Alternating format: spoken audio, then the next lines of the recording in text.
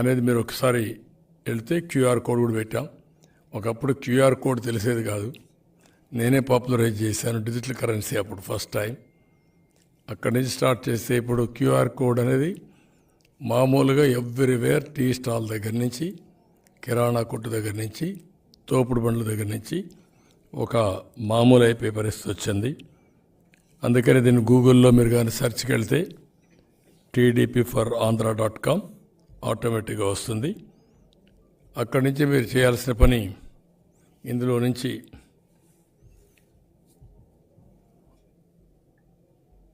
Clear కట్గా donate for Telugu Desam అనేది వస్తుంది. అందులో ఆప్షన్స్ ఇచ్చాం.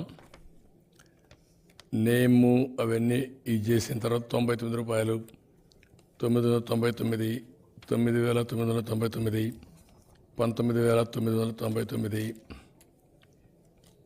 ఇంకొక పక్కన 99,999, 99 లాస్ట్కి వచ్చేందుకు అదర్స్ అని పెట్టాం. దానిపైన ఎంత ఎక్కువ ఇవ్వాలన్నా మీకు తోచిన ఫిగర్ పెట్టుకోవడానికి. మినిమం దీంట్లో ₹10 కూడా తెమ్మని చెప్పాను నేను. ₹10 నుంచి మీకు తోచిన విధంగా మీరు డైరెక్ట్గా పార్టీకి కాంట్రిబ్యూట్ చేసే అవకాశం వస్తుంది. అది కాంట్రిబ్యూట్ చేసిన తర్వాత పార్టీ కూడా మీకు ఆటోమేటిక్గా రిసిప్ట్ ఇస్తాం.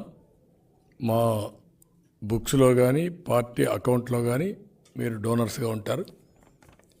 ఆ గుర్తింపు కానీ ఆ కృతజ్ఞతాభావంతో మీరు ఎప్పుడొచ్చినా మీకు గౌరవం ఇవ్వడం కానీ, తర్వాత పార్టీకి కూడా మీరు చేసిన పనికి ఏ విధంగా ఉపయోగపడాలనో ప్రజలకు ఉపయోగపడడం కానీ ఈ రెండు చేస్తాం. ఇది సింపుల్గా కొట్టేసి ఇప్పుడు నేను ఒక ₹99,999 ఛార్జ్ ఇస్తున్నాను. అది ఒక్క నిమిషంలో మీరు చూస్తే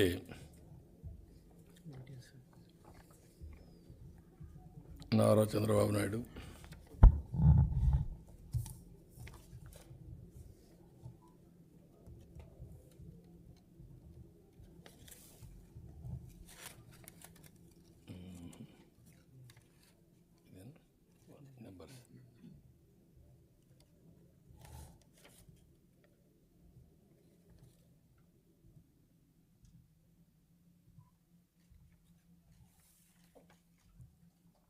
PAN ABPN 9761E ఉందా?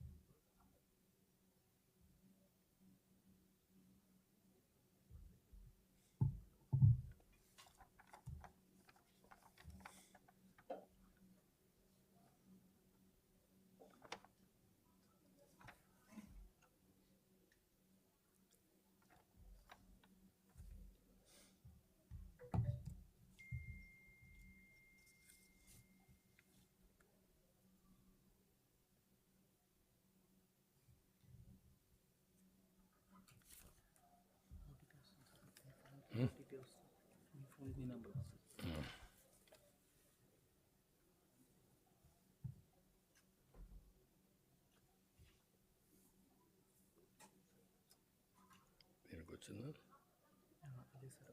ఇదే కదా.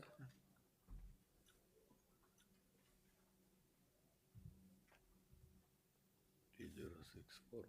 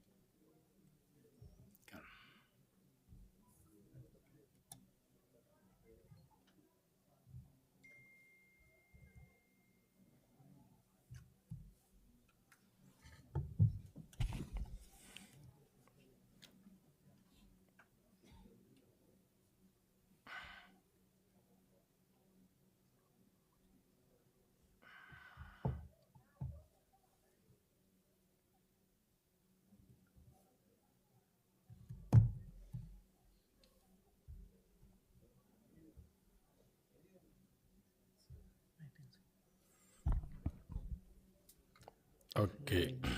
అది మనకు సర్టిఫికేట్ మెయిల్ వస్తుందని చెప్పి. ఇప్పుడు మెయిన్గా ఏంటంటే ఒక నిమిషంలో ప్రాసెస్ అంతా కంప్లీట్ చేయగలిగాం. ఇప్పుడు నేను డొనేట్ చేసినటువంటి 99,999 రూపాయలు అకౌంట్కి ఆటోమేటిక్గా వెళ్ళింది. నాకు రిసిప్ట్ కూడా అక్నాలజ్మెంట్ వచ్చింది. ఇక్కడ నేను మిమ్మల్ని కోరేది ఏంటంటే అందరినీ, ప్రజలందరినీ మీరు డొనేట్ చేయండి. ఈ ఫండ్స్ విషయంలో కూడా ప్రమోట్ చేయండి. ఒక స్పాన్సర్ ఇంకొక స్పాన్సర్ని, ఒక వ్యక్తి ఇంకొక వ్యక్తిని మీరు చెప్పండి. చెప్పి ఎక్కడికక్కడ మీరు కూడా ప్రమోట్ చేయాల్సిన అవసరం ఉంది. ఇందులో ఎన్ఆర్ఐస్కి కూడా ఆల్ ప్రికాషన్స్ తీసుకున్నాం. వాళ్ళ అవసరమైతే ఏ విధంగా పే చేయాలి, నిబంధనలు ఏమున్నాయి, ఎన్ఆర్ఐ పేమెంట్లకు అంతా కొన్ని రిస్ట్రిక్షన్స్ ఉంటాయి, అవన్నీ ఏ విధంగా ఇది చేయాలో ఫస్టే వెరిఫై చేసాం. ఆల్ పర్మిషన్స్ ఉన్నాయి. వాళ్ళు వచ్చినప్పుడే వాళ్ళ డొనేషన్స్ కూడా వెరిఫై చేసిన తర్వాత if they are eligible then only will accept. అలాంటి కండిషన్స్ అన్నీ పెట్టి ఇందులో చేయడం జరిగింది. ఇది ఫైనల్గా నేను ప్రతి ఒక్కరిని ఒకటే కోరుతున్నా, ఈ రాష్ట్రం ప్రజలు గెలవాలి, రాష్ట్రం నిలబడాలి. ఈ పోరాటంలో మేమందరం కలిసామంటే దానికి కూడా ఒక మీనింగ్ ఉంది, ఒక పర్పస్ ఉంది. 3 రాజకీయ పార్టీలు సమైక్యంగా ముందుకొచ్చి ఎలాంటి స్వార్థం లేకుండా ఈ రాష్ట్ర